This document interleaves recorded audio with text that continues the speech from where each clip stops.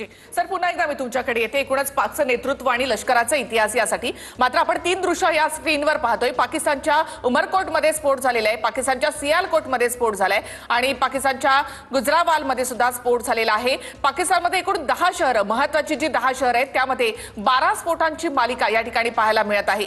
पाकिस्तानच्या सियालकोटमध्ये सुद्धा शहरात स्फोट झालाय. लाहोर विमानतळावर देखील ड्रोननं हल्ला झालेला आहे. या हल्ल्यानंतर लाहोरमध्ये लोकांमध्ये अफरातफर माजलेली होती, घबराट निर्माण झालेली होती. तर पाकिस्तानातील कराचीमध्ये सुद्धा स्फोटाची घटना घडली आहे. म्हणजे पाकिस्तानमध्ये प्रमुख जी शहरं आहेत त्या प्रमुख शहरांना या ठिकाणी टार्गेट करण्यात आलेलं आहे.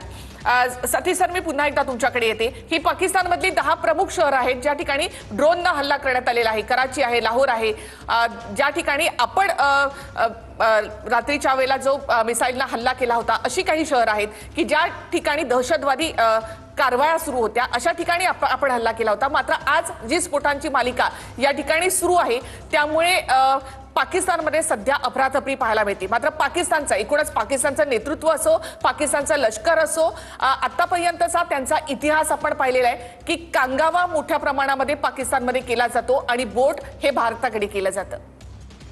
नक्कीच मला या अनुषंगानं प्रधानमंत्री नरेंद्र मोदी यांनी काही दिवसांअगोदर जे स्टेटमेंट त्या ठिकाणी केलं होतं की या दहशतवादाशी संबंधित जे दहशतवादी असतील त्यांना आम्ही शोधून काढू, आम्ही त्यांना जे आहे ट्रॅक करू आणि जगाच्या कुठल्याही कोपऱ्यात असतील तर त्यांना आम्ही नष्ट करू. माझ्या मते त्या अनुषंगानं पाक पुरस्कृत दहशतवाद संपवण्यासाठी एक पहिला टप्पा म्हणून आपण फक्त एक टेररिस्ट हाईडआउट जे आहे ते उद्ध्वस्त केले. म्हणजे आतापर्यंत जे इंटेलिजन्सचे इनपुट्स आहेत त्याच्यानुसार 21 अशा वेगवेगळ्या प्रकारचे टेररिस्ट साईट्स आहेत. त्याच्यापैकी फक्त आपण इनिशियली जे आहेत आता हे पाकव्याप्त काश्मीर आणि पाकिस्तानच्या पंजाब प्रांतामधल्या 9 साईट्सला जे आहे आपण त्या ठिकाणी उडवलेलं आहे, उद्ध्वस्त केलेलं आहे. टेररिस्ट इन्फ्रास्ट्रक्चर जे आहे त्या ठिकाणी उडवलेलं आहे. पण याचा पुढचा टप्पा बऱ्याच इस्लामिक दहशतवादी संघटनांचे आका हे पाकिस्तानमध्ये लपून बसलेले आहेत. पाकिस्तानचं लष्कर त्याला सपोर्ट त्या ठिकाणी देते. म्हणून हा पुढचा टप्पा तोही त्या ठिकाणी असू शकणार आहे. आणि त्या अनुषंगानं लपून बसलेले हे वेगवेगळे जे टार्गेट्स आहेत त्या अनुषंगाने सुद्धा असे ड्रोन स्ट्राईक्स म्हणा किंवा कोवर्ट ऑपरेशन हे येणाऱ्या काळामध्ये घडू शकतात. लगेच होणार अशातला भाग नाही, पण भविष्यामध्ये त्या ठिकाणी होऊ शकतात. आणि त्या लढाईमधल्या गोष्टी आहेत. दुसऱ्या बाजूला पाकिस्तान ज्या वेगवेगळ्या प्रकारचे आरोप करतोय की आपले ज्या 5 फायटर जेट,